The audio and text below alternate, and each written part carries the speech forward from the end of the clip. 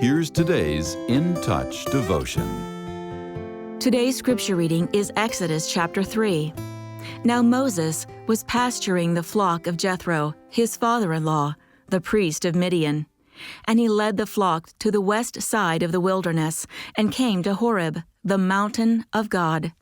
The angel of the Lord appeared to him in a blazing fire from the midst of a bush. And he looked, and behold, the bush was burning with fire, yet the bush was not consumed. So Moses said, I must turn aside now and see this marvelous sight, why the bush is not burned up.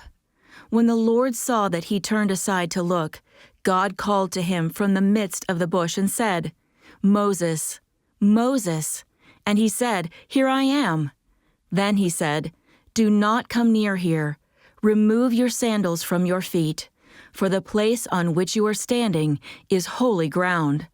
He said also, I am the God of your father, the God of Abraham, the God of Isaac, and the God of Jacob. Then Moses hid his face, for he was afraid to look at God. The Lord said, I have surely seen the affliction of my people who are in Egypt, and have given heed to their cry because of their taskmasters, for I am aware of their sufferings. So I have come down to deliver them from the power of the Egyptians, and to bring them up from that land to a good and spacious land, to a land flowing with milk and honey, to the place of the Canaanite, and the Hittite, and the Amorite, and the Perizzite, and the Hivite, and the Jebusite. Now, behold, the cry of the sons of Israel has come to me. Furthermore, I have seen the oppression with which the Egyptians are oppressing them. Therefore, come now, and I will send you to Pharaoh, so that you may bring my people, the sons of Israel, out of Egypt. But Moses said to God, Who am I that I should go to Pharaoh, and that I should bring the sons of Israel out of Egypt? And he said, Certainly, I will be with you, and this shall be the sign to you that it is I who have sent you. When you have brought the people out of Egypt, you shall worship God at this mountain.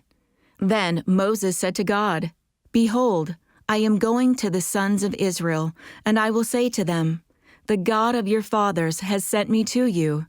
Now they may say to me, What is his name? What shall I say to them? God said to Moses, I am who I am. And he said, Thus you shall say to the sons of Israel, I am has sent me to you. God furthermore said to Moses, Thus you shall say to the sons of Israel, The Lord, the God of your fathers, the God of Abraham, the God of Isaac, and the God of Jacob has sent me to you. This is my name forever, and this is my memorial name to all generations. Go and gather the elders of Israel together and say to them, The Lord, the God of your fathers, the God of Abraham, Isaac, and Jacob, has appeared to me, saying, I am indeed concerned about you, and what has been done to you in Egypt. So I said, I will bring you up out of the affliction of Egypt to the land of the Canaanite, and the Hittite, and the Amorite, and the Perizzite, and the Hivite, and the Jebusite, to a land flowing with milk and honey. They will pay heed to what you say. And you, with the elders of Israel, will come to the king of Egypt, and you will say to him, The Lord, the God of the Hebrews, has met with us. So now, please, let us go a 3 days' journey into the wilderness, that we may sacrifice to the Lord our God. But I know that the king of Egypt will not permit you to go, except under compulsion.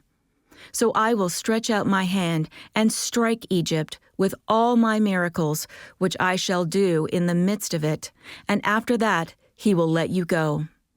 I will grant this people favor in the sight of the Egyptians, and it shall be that when you go, you will not go empty-handed, but every woman shall ask of her neighbor, and the woman who lives in her house, articles of silver, and articles of gold, and clothing. And you will put them on your sons and daughters. Thus you will plunder the Egyptians. In yesterday's devotion, we looked at Moses' self-reliant attempt to rescue a Hebrew man from the cruelty of an Egyptian. Today, let's see what God can do in the life of someone fully submitted to Him.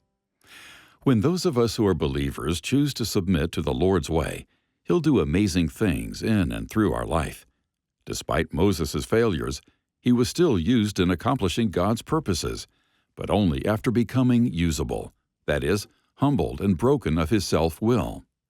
Just consider what God achieved when Moses relinquished control. The Lord showed what He could do through one yielded person.